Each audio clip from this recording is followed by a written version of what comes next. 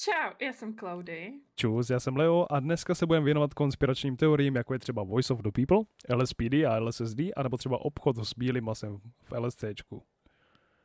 Náš podcast je tak trochu jako ten nejlepší pokec u kafe. Bavíme se o všem možným, od vážných témat po denní strasti a radosti. Připravili jsme si pro vás inspirativní příběhy lidí, kteří překonali životní výzvy. Někteří z nich možná i vědí, jak se dostat z postele na první zazvonění budíku, což je teda mimochodem super schopnost, kterou my zatím nemáme. Samozřejmě taky nezapomeneme na drby, protože upřímně, kdo by neměl rád dobré drby, co? A aby toho nebylo málo, budeme vám taky přinášet praktické rady a tipy, jak si vylepšit každodenní život a možná se i dozvíte, jak zvládnout pondělní rána bez kafe. No dobře, to asi ne, ale slibujeme, že se aspoň budeme snažit. Takže se pohodlně usaďte Nastražte uši, vezměte to ranní nedopitý kafe. a pojďme se společně pustit do dnešní epizody. OK, takže začal bych asi tím nejžávějším tématem a to je Voice of the People. A což je dost zajímavá stránka, myslím si, že úplně pro všechny. A je to stránka, která, jak to tam má, že jediná stránka lidu, nebo něco takového. Kdo by to neznal, tak je to prostě stránka o tom, že tam píšou zajímavé články, tam spoustu konspiraček a ožehavý téma asi nejvíc LSPD a LSSD. Každopádně, Klaudy, jaký ty máš názor na Voice of the People?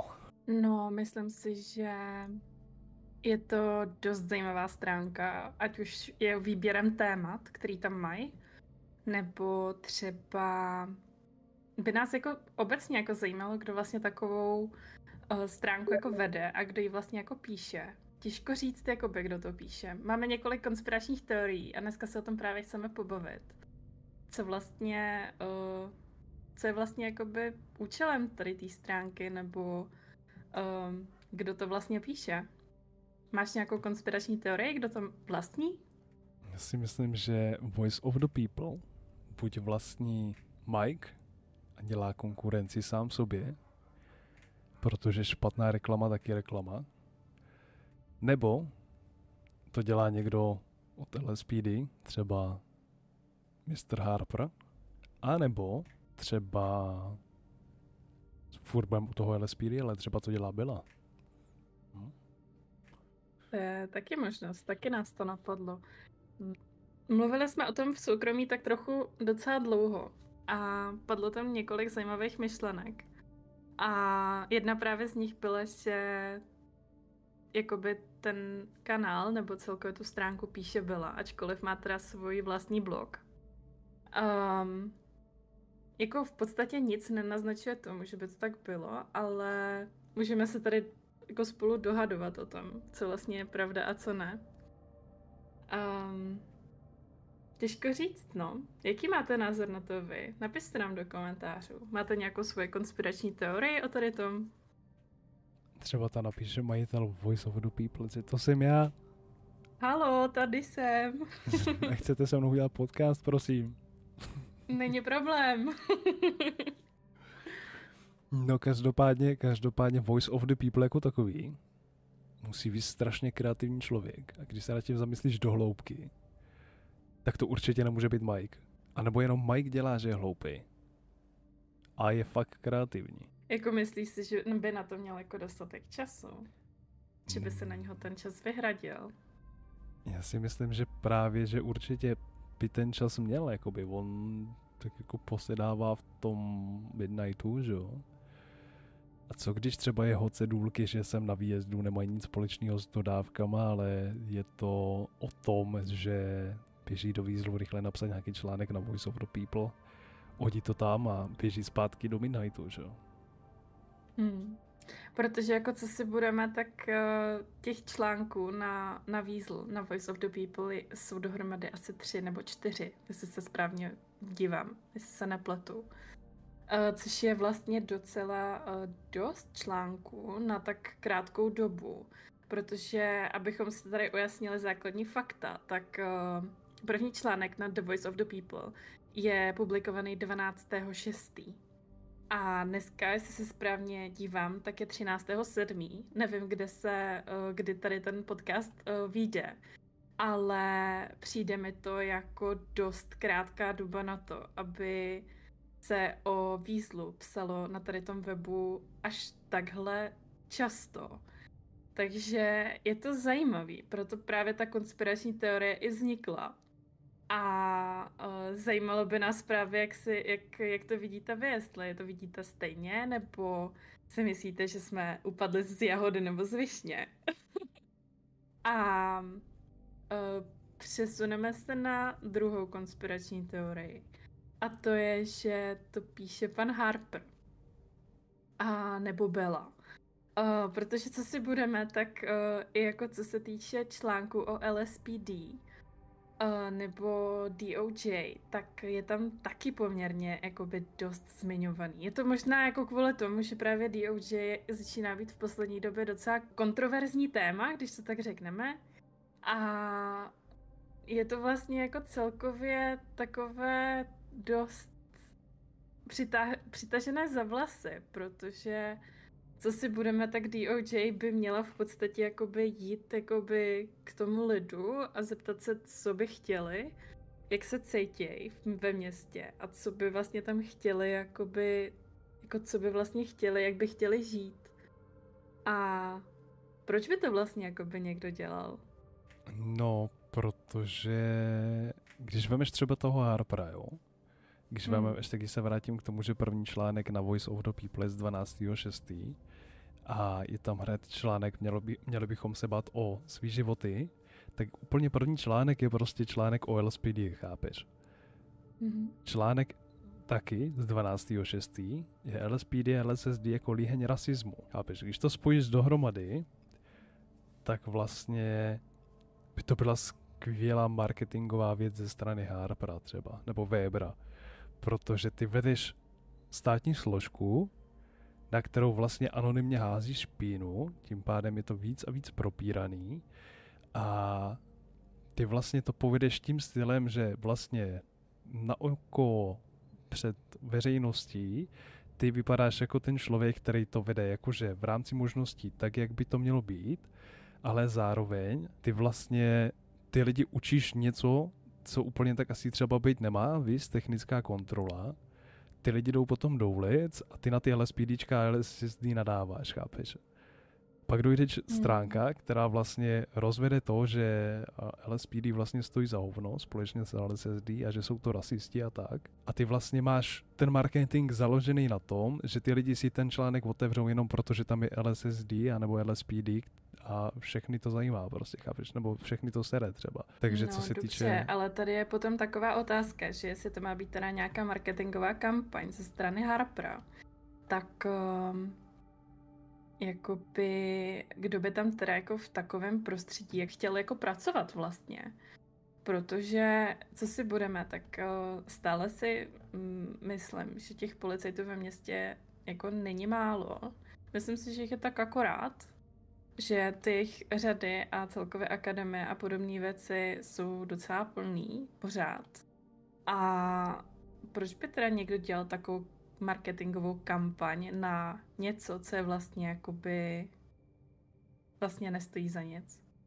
No, jednoduchá věc, že jo, jsi prostě malej kluk, který má jako vidinu, že dosáhne velkých věcí, tvůj táta je třeba policajt, úspěšnej, ty chceš být jako on, ale zjistíš, že úplně nejseš jako tvůj táta, co se týče státních složek a chceš být něčím zajímavý a zjistíš, že stav jednička nikoho nezajímá, tak začneš dělat články, o kterých víš, že ty lidi si to otevřou a nevadí ti, že to je anonymní, protože ty víš, že ten článek si udělala ty a máš dobrý pocit z toho, že ty lidi na to koukají a jsi ten střed ty pozornosti jakoby v tu chvíli.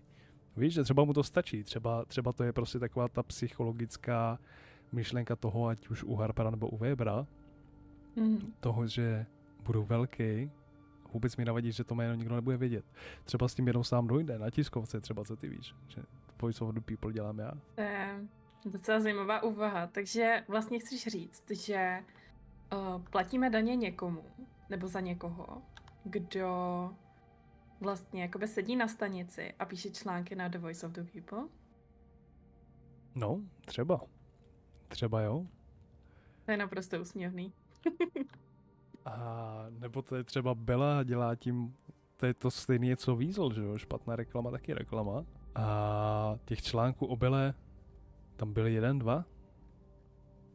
Myslím, že jeden jsem tam zahlídla. Už to vidím, byl tam jeden, ale byl takovej...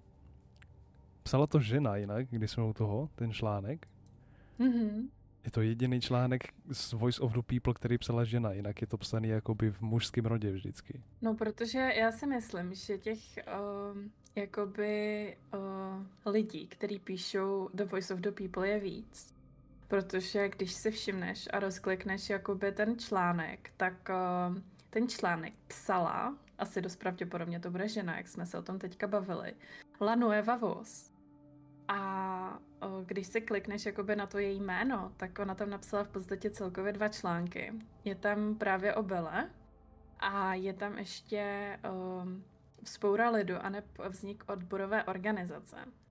A když se podíváš na ty ostatní články, tak třeba o tom LSPD, jak jsme se o tom teďka před chviličkou bavili, a rasismu, tak jsou tam nějaké jako kliky, háky a rozsypaný čínský písmo. Takže těch kreativců, jak to říct, tak bude asi dost pravděpodobně víc. A budou si tam nějakým způsobem jakoby dělit práci, takže zajímavá konspirační teorie. Co myslíte? Jakože by Harper s Weberem psali o LSPD a někdo by psal o Weaselu a byla by si udělala reklamu a pak, aby se neřeklo, aby to nebylo tak nápadný, tak tam hodí článek ještě o nějakým převratu, nebo ne převratu, ale vzpouře, to je ono. Protože co si budeme, ono, jakoby ten článek v Obele má 80 shlídnutí, chápeš? Zatímco spoura lidí má třeba jenom 42 shlídnutí. A když se teďka podíváme ještě na Weasel News, tak na Weasel News jsou teda napsaný 3 články. A poslední článek na Weasel News o Weasel News je publikovaný 5.7.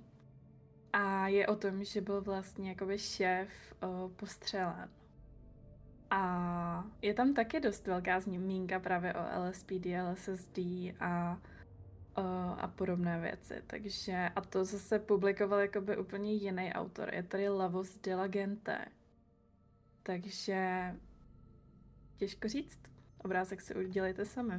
Je třeba fajn, že Weasel okrádá zaměstnance, má 66 shlídnutí a z toho tam je 5 srdíček asi od zaměstnanců. Počítám.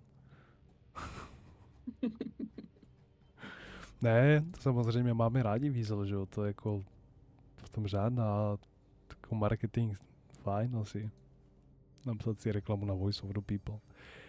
A třeba co se týče, protože takhle, ono to LSPDčko, LSSDčko, jakoby buď si uděláš reklamu na tom principu, že chceš být takový ten bad boy, chceš být ten nenáviděný. V tom případě by to dávalo smysl, že by to psal třeba Harper.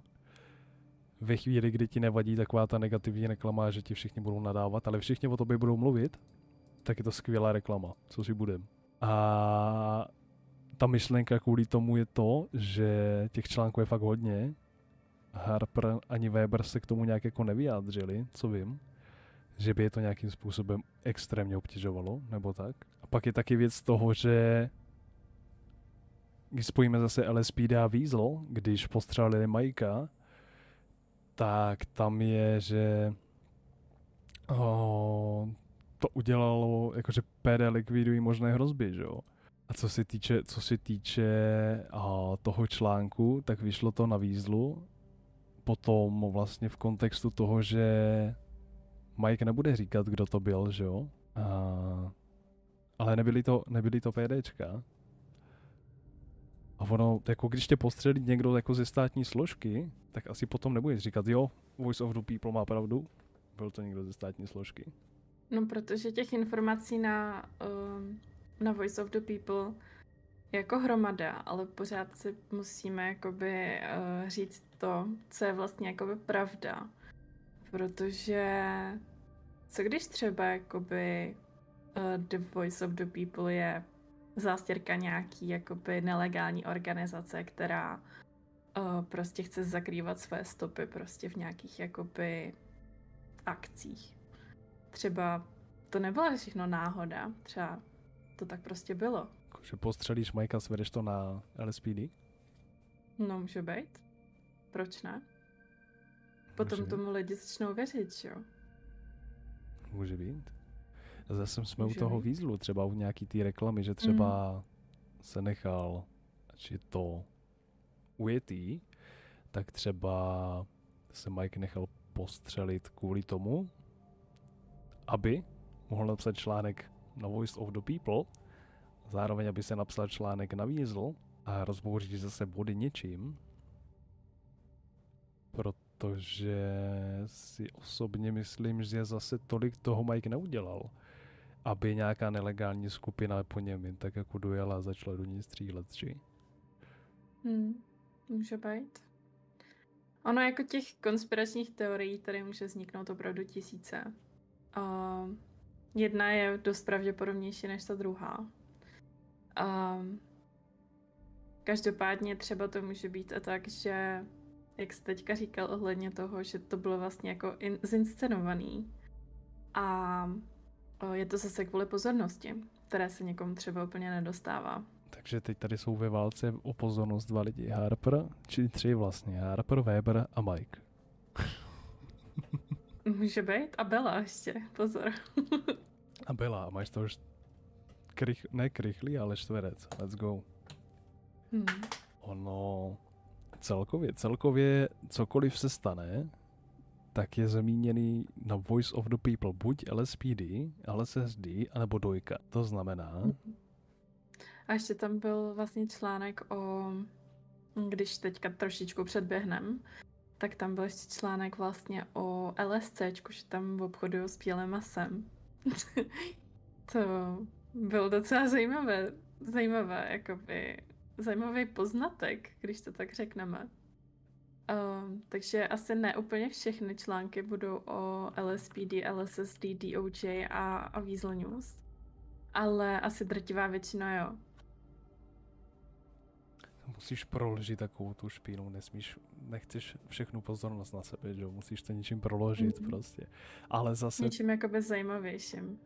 Protože to si budeme jako ve chvíli, kdy někdo dá na článek poutávku prostě obchod s bílým masem, tak halo. Přesně, halo. Já chci taky, teda cože? Ne, ale každopádně třeba je hustý, že vyšel článek o tom, že LSCčko obchoduje s bílým masem a pár dnů na to se otevřela vanila, jakoby. Myslíš si, že ve vanile pracují lidi ne úplně právem?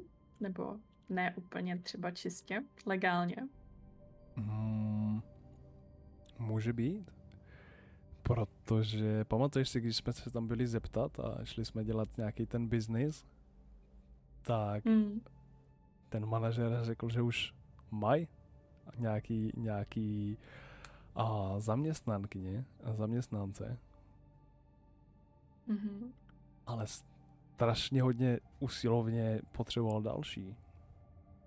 Ale zase při otázce, kolik nabízíte, tak nedokázal odpovědět a to si myslím, že asi není úplně fajn. Když jako na pohovor. To bylo zajímavý, no. Tě asi zajímá, jakoby, že za kolik budeš pracovat, že jo? A když ti frajer řekne, to nevím. Tak když tě někdo prodá, že jo, a seš tam z donucení, tak ti to může být jedno, protože žádný peníze nedostaneš. To je pravda. Takže vlastně obchod s bílým masem třeba v LSCčku úplně nefunguje, ale třeba ve vanile, jo? Co když tahle nelegální organizace, která třeba píše tady ten The Voice of the People, nebo klidně i ten Weber s Harperem, co když podporujou tady tyhle věci? Protože pod lampou je největší tma, že jo? To je celá ta pointa, proč by to LSPD dělalo, nebo proč by to dělal Harper nebo Weber, je to, že pod lampou je největší tma. Můžeš napsat jakoukoliv špínu. Tam jde o to, že nebylo prostě žádný vyjádření ze strany Harpera nebo Webera, že jo? Který by to vyvrátilo 100%. To je pravda, no. Žádný odpovědi jsme se zatím nedočkali, tak třeba časem, třeba na popud tady tohohle z toho podcastu, možná někdy. Uvidíme. Necháme se překvapit. Já si každopádně myslím, že díky tady těm konspiračním teoriím, tak kdyby nám třeba hořela pizzerka, tak za to může vanila.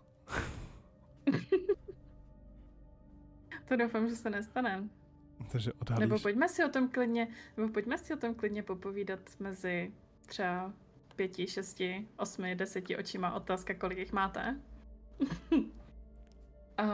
Jsme otevření komunikaci a diskutování o určitých věcech.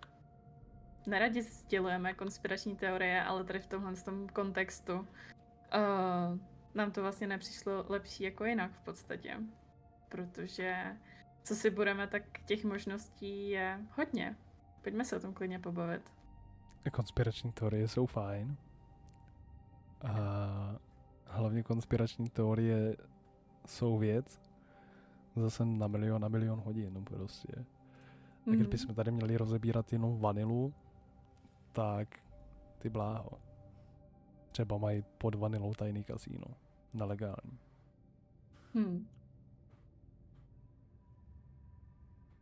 Nebo třeba... Že by otevírali jenom pro své jakoby zákazníky? Nějaký jakože domluvený? Nebo jak to myslíš? No, třeba. Třeba jako má Nějaký Hawker VIP Boys, vstupenky. no jasně, stejně jako má Hawker Boys balkónek za 5 000, tak třeba Vanilla má za 10 podzemní kasíno. Jo. Tak zase Hawker Boys, tak to mají jakoby veřejný, ne? Nebo? Mají veřejný salonky, no. Nebo veřejný balkón, takhle. Jinak je to ultimátní biznis. Navízet za 5 000 balkón a za 10 to, že tě i obslouží u toho stolu, to je fajn. Uděláme to v pizzerce. Že musí zaplatit 5 000 za to, aby tě někdo obsloužil. To zní jako fajn business. Každopádně je fajn popisek opravy period v režii LSC Kartelová dohoda. Jsem myslel, že vždycky obchod s bílým masem dělá mafie a ne kartel, ale dobře, OK. Někdo to tady zná si líp. Máš s tím snad nějakou zkušenost? S prodejem s bílým masem? No. To ne, já prodávám jenom ty psy. Když teďka mluvíš o tom, že to dělá mafie a ne kartel. No tak to ne, ale tak koukáš na dokumenty, že jo, a tak a... Ty filmy na tom Netflixu, veď? Ty filmy na tom Netflixu, přesně, prostě Escobar, že jo, prostě drogy, kartel. Halo. Mafie, ruská mafie, třeba prodej zbraní, obchod s bílým masem, prostitutky všude, kam se podíváš. Může být. Zase konspirační teorie o tom, že budeš dělat obchod s bílým masem a zacpeš hubu LSPD tím, že jim opravíš auto. Ono jako ale se jako to nasčítá, že na těch 150 ale jako co se týče toho výběrového řízení, jak tam říkali, protože co si budeme, tak LSPD je jakoby státní podnik, že jo? Tak